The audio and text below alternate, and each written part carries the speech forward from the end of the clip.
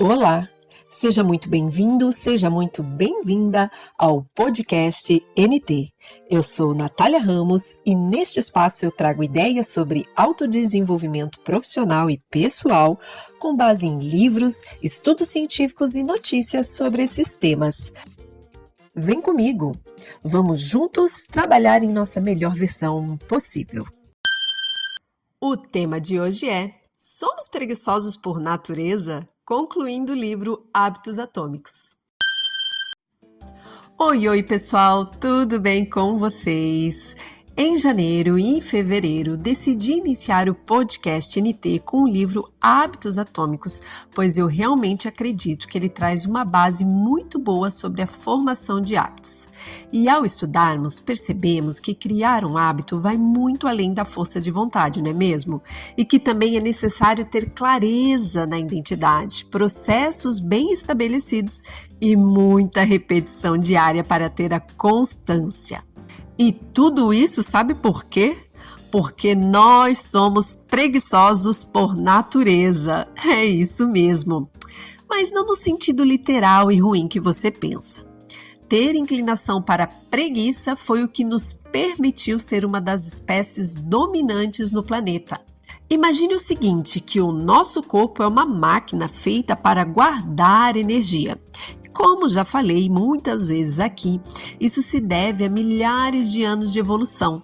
É por isso, inclusive, que o nosso corpo, no geral, vai achar muito mais gostoso comer doces do que um prato de salada, porque a quantidade de calorias presentes no doce é mais acessível, é mais fácil do nosso corpo guardar do que as calorias presentes em uma salada. Pense em quanta salada você vai ter que comer para obter a mesma quantidade de calorias presentes em um docinho. Então, o nosso cérebro evoluiu para achar o açúcar mais gostoso do que a salada, porque dessa forma, ao você achar mais gostoso o açúcar, você ingere e tem mais vontade de comer alimentos com mais açúcar e gordura. Consequentemente, você vai criar uma reserva de energia no seu corpo. Então, antigamente, na natureza, alimentos gordurosos eram difíceis de conseguir. Lembra que já falamos sobre isso? Porque você não sabia quanto tempo ia demorar para você achar outro alimento cheio de gordura e açucarado. Às vezes demorava muito tempo, você passava longos períodos com uma dieta pobre. Então, quando você encontrava um alimento com um grande depósito de açúcar e gordura, você tinha que comer loucamente para estocar. E justamente porque esses alimentos com gordura e açúcar eram muito difíceis de conseguir. Então, automaticamente, o seu corpo também evoluiu para economizar energia, estocar gordura. Então, como a gente pode ver, são dois lados de uma mesma moeda. O seu corpo quer comer alimentos gordurosos e, ao mesmo tempo, ele sabe que precisa estocar. Então, toda vez que você vai malhar, o seu corpo pensa: ai, foi tão difícil estocar gordura, por que raios você quer gastar agora? Então, resumindo, seu corpo quer comer muito porque não sabe quando você vai conseguir novamente esse alimento. E depois que você está satisfeito, comeu tudo que queria, aquela feijoada que dá aquela energia que você fica assim, depois que come a feijoada, fica com raciocínio lento, é porque ele não quer gastar essa energia de jeito nenhum e ele diminui o ritmo do seu corpo. Por isso, quando queremos incluir novos hábitos, se alimentar melhor, fazer exercícios e adquirir conhecimento, leitura, estudos, vou fazer um parênteses aqui. A atividade de pensar gasta tanta energia ou mais do que se exercitar na academia. Sabia disso? A diferença é que ao se exercitar na academia ou fazer uma outra atividade física, você cria um músculo que é visível. Já na atividade cerebral, você cria um músculo cerebral, mas que a gente não consegue ver. Então, voltando. Criar um hábito novo que gaste muita energia vai ser bem difícil no começo. E tudo isso que eu falei é a justificativa biológica para a nossa preguiça, que você vai achar em diversos livros e pesquisas científicas sobre como o seu corpo evoluiu para ser preguiçoso. Seu corpo evoluiu para economizar energia. Então você pode até dizer: Tá vendo? Eu não tenho culpa de ser preguiçoso. Realmente, em partes não. Mas o que aprendemos no livro até aqui é, ok, essa é a evidência biológica sobre a evolução do corpo e de como ele funciona. Pelo menos a evidência que a gente tem até o momento. É uma realidade, nós não temos como mudá-la. Mas a questão é, sabendo disso, como você pode criar métodos e processos que driblem essa realidade? Não é à toa que todo o método de 4 passos do livro Hábitos Atômicos foi baseado levando em conta esse funcionamento do nosso corpo. Torne o hábito claro, torne-o atraente, torne-o fácil e, por último, torne o hábito satisfatório.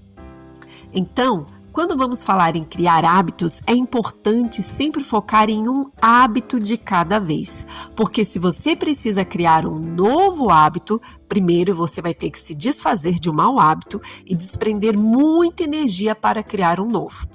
Já falei diversas vezes sobre a importância de, quando definir a sua meta do ano, escolher uma área da sua vida para mudar por vez. Digo isso porque não é uma forma mais simples e inteligente de criar um novo hábito, de mudar alguma coisa na sua rotina, na sua vida que você precisa muito, mas também porque aborda um aspecto que eu ainda não comentei ainda. É que muitas vezes, quando você constrói um novo hábito, você também está construindo vários hábitos simultaneamente. Por exemplo, você quer adquirir o hábito de se alimentar de forma mais saudável. Então, na verdade, vai haver uma variedade de hábitos envolvidos nesse processo de se alimentar melhor.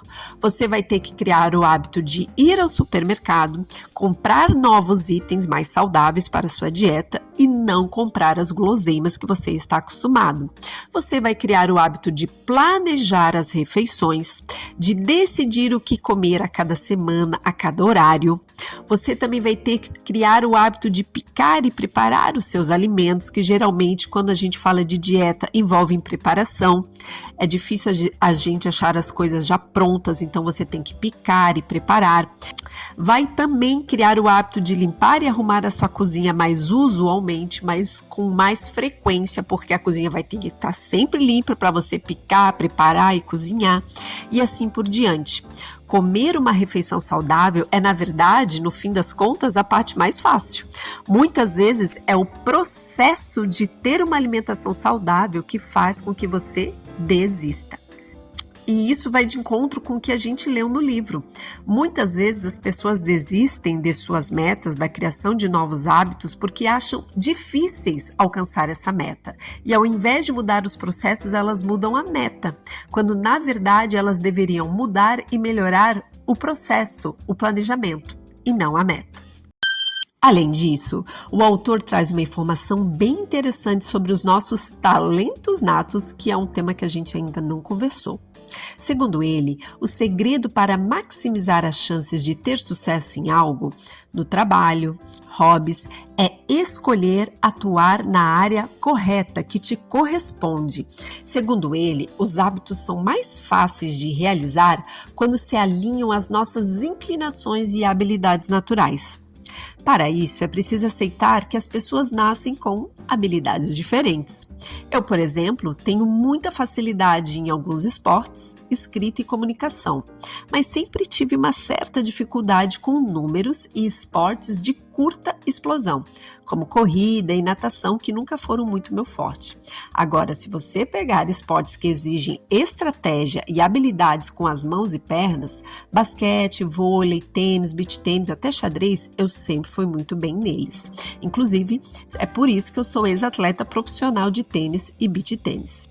Agora vem uma parte importante do que o James Clear e a ciência nos falam. Nós nascemos com genes que facilitam o nosso desempenho em certas tarefas e em outras não. Mas aqui há de se ter muito cuidado com o determinismo biológico. A força genética, ela vai te fornecer vantagens em circunstâncias favoráveis e desvantagem em circunstâncias desfavoráveis. Mas os genes não devem determinar o seu destino. Os genes determinam as suas áreas de oportunidade. Vou falar novamente. Os genes determinam suas áreas de oportunidade, que são aquelas onde você nadará de braçada, que você terá mais facilidade. Os genes podem predispor, mas eles não determinam. Ou seja, você pode até atuar em outras áreas que você não tenha tanta predisposição genética. Mas o que vai acontecer é que você vai ter mais dificuldade e que o sucesso nessas áreas vai ser mais difícil, mas não impossível. Eu deixei isso para o final porque nós temos que ter muito cuidado, porque às vezes a gente tem como muleta os nossos genes. Eu não tenho gene para fazer isso, eu não tenho gene para fazer aquilo, então eu vou deixando. Eu falo que é o sistema Zeca Pagodinho. Deixa a vida me levar, a vida leva eu. Então temos que ter muito cuidado com isso. Os genes, eles podem predispor, mas eles não determinam. Além disso, nas áreas para as quais você é geneticamente predisposto ao sucesso, criar hábitos vai ser muito mais fácil e satisfatório. Então agora vem a pergunta: como descobrir quais são as áreas que estão ao nosso favor? Porque isso vai se tornar a sua vida muito mais fácil e prática. Mas, de qualquer forma, vai ter que ter um trabalho árduo para alcançar uma alta performance. Há diversos testes no mercado de predisposição e para você identificar a sua personalidade. Então, se você ainda não tem bem claro quais são as áreas que você consegue atuar de forma mais fácil e se o seu dia a dia é uma luta para fazer qualquer coisa, eu recomendo fortemente que você faça um teste de personalidade e definição de áreas, para que assim você tenha consciência da sua predisposição e de qual caminho seguir. Ao escolher um hábito alinhado à sua predisposição, o seu progresso será mais fácil. Eu achei essa informação muito interessante, porque quando as pessoas olham para a minha trajetória de vida, às vezes elas ficam um pouco confusas.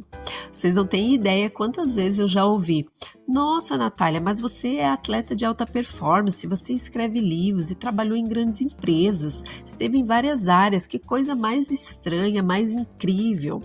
E a verdade, agora olhando para a minha trajetória, é que sem saber, ou por ter trabalhado no meu autodesenvolvimento desde a adolescência, mas sem saber todas essas evidências científicas e teorias, eu fui explorando, quando eu era menor, as áreas que me eram apresentadas. Como eu mudava muito quando eu era pequena, meu pai era militar e a gente se mudava bastante mesmo. Eu tinha duas escolhas. Eu podia aceitar a situação de ficar mudando e sempre estar em novos locais como uma má sorte e ficar chorando essa minha má sorte e usar isso como muleta para tudo que dava errado na minha vida, ou ver essa situação como uma oportunidade de explorar novas habilidades e gostos. E adivinha? Foi isso que eu fiz. Eu entendi de alguma forma, desde pequena, que eu precisava me adaptar para ser relevante nesses novos lugares, para ser a condutora da minha vida. Do contrário, eu ia virar uma refém dos ambientes. Então eu fiz isso. Desde nova explorei novos esportes, participei de grêmio estudantil, de programa de jovens empreendedores na minha escola. Na faculdade, desde cedo, estagiei já no primeiro semestre em empresas que me permitiram ver quais áreas eu gostava e eu não hesitei quando eu fui tendo oportunidade de mudar de função. Tanto que eu me formei em comunicação social e acabei me especializando em gestão comercial e gestão de pessoas. E esse caminho aconteceu porque, muito provavelmente, mesmo sem ter todos esses conhecimentos na época, eu fui aprendendo que ir de encontro à minha predisposição tornava a minha vida mais fácil. E isso me destacava nos lugares por onde eu passava, porque como eu era do esporte, sempre tive uma mentalidade de alta performance. Eu compartilhei essa parte da minha história porque eu me surpreendi em como esse meu caminho vai de encontro com o que o autor James Clear nos fala no final do livro. Aqui na página 219, James Clear compartilha conosco o seguinte: o paradoxo exploração-extração. No início de uma nova atividade, deve haver um período de exploração. Nos relacionamentos é chamado de namoro. Na faculdade é chamado de graduação. Nos negócios é chamado de teste de divisão. O objetivo é testar muitas possibilidades, pesquisar uma ampla gama de ideias e lançar uma ampla rede. Após esse período inicial de exploração, mude seu foco para a melhor solução encontrada, mas continue experimentando ocasionalmente. A abordagem ideal também depende de quanto tempo você tem. Se tem muito tempo, como alguém no início da carreira, faz mais sentido explorar, porque depois de encontrar a coisa certa, você ainda tem muito tempo para extrair o máximo possível. Mas é claro, se não estamos no início da carreira, no início da vida, às vezes fazer toda essa exploração é complexo. Então, por isso que eu sugeri fazer os testes de personalidade, que eles cortam um bom caminho. Mas a exploração também sempre é bem-vinda, principalmente em outras áreas da vida, porque ela vai te ajudar a desenvolver várias habilidades. Olha o músculo do cérebro sendo exercitado também. Então, fica claro para nós que os nossos genes, eles não eliminam a necessidade de trabalhar arduamente. Os nossos genes, eles esclarecem, eles vão nos dizer no que devemos trabalhar arduamente, para que dessa forma se colha os melhores resultados. É aquilo, tem gente que fala assim, ele é muito talentoso, não precisa trabalhar.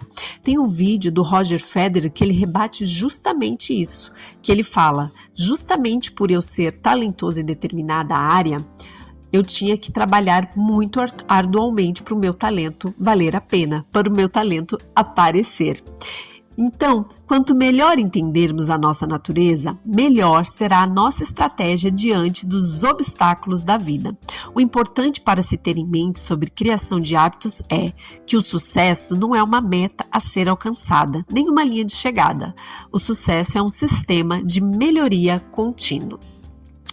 E quanto a isso, aqui na página 248, o autor, James Clear, fala o seguinte: cada melhoria é como adicionar um grão de areia ao lado positivo da balança, inclinando lentamente as coisas a seu favor. No devido tempo, se você persistir, vai ter tanta areia nesse lado da balança que ela vai virar e vai atingir o ponto de virada. De repente, vai parecer mais fácil praticar bons hábitos. O peso do sistema da balança vai estar trabalhando para você e não contra você.